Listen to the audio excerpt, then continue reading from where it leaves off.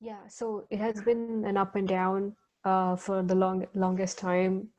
People thought it was going to take over. That's why a ton of investments happened in 2015, Yeah. 16, and then it went and it was like went down like crazy, and now it's coming back again. So that it's pretty much it followed the Gartner hype cycle.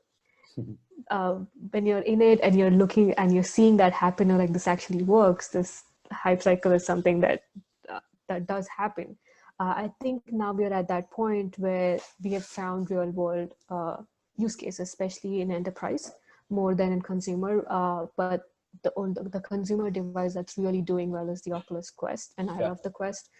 It's amazing if you're a consumer and you want to buy it. There are good games that you can play right now where you'd want to keep going back to it every day. And that was the problem with VR. People put it on, it's amazing the first time, and they forget about it. That was happening, but that's changed now, or Okay. changing. And, for a lot of people, you know that because the Oculus Quest is never in stock. It's always sold out when you're Yeah, trying it's to always buy sold out. one. Yeah. Yeah.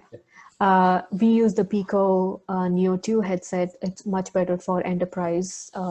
So when it comes to the enterprise side of things, education, training and simulation, healthcare are the big points where it's doing really well, and it makes sense. I think there are a few companies, there are just more than a few companies that have got good investments and are finding real world cases, and there's actually product market fit and at the point where we are too. So that's been great. When it comes to AR, when you're talking about Magic Leap and HoloLens are the big players, there's Nreal, there are a couple of others. With AR, I think it's not there yet. There are enterprise use cases that are coming along right now, and it'll keep getting better and better, especially when Apple comes out with their headset, is when I feel it'll just take off on the consumer side. But right now, everybody's concentrating on the enterprise because there's better use cases there. Enterprise can afford $3,000 or 2,600, uh, the, the price of the headsets, which consumers can't. So Yeah. that's what it said there for AR. VR is like further along Yeah. on the consumer, on the enterprise side of things.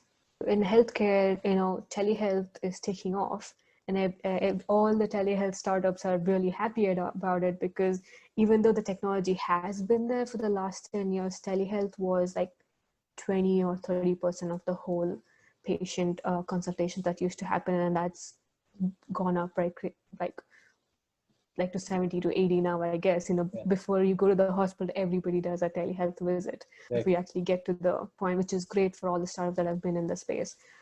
Even with VR, that it'll just keep continuing and starting to get better, especially on the physical therapy side of things, when you need, it's not just a video call, you need to actually work on your hands and limbs, and there's muscle movement. So Yeah. it makes sense for VR. And for on the training side of things for healthcare, especially, you can have classes on your headsets, and you can have an instructor, and you can all be in a classroom, or you can look at anatomy when it comes to the human body together, all being in different locations, but feel like you're in the same space. Yeah. So that'll definitely take off. And you'll know this from Ready Player One. We're going towards the Ready Player One Yeah. world and ecosystem, which I'm Yeah. excited about.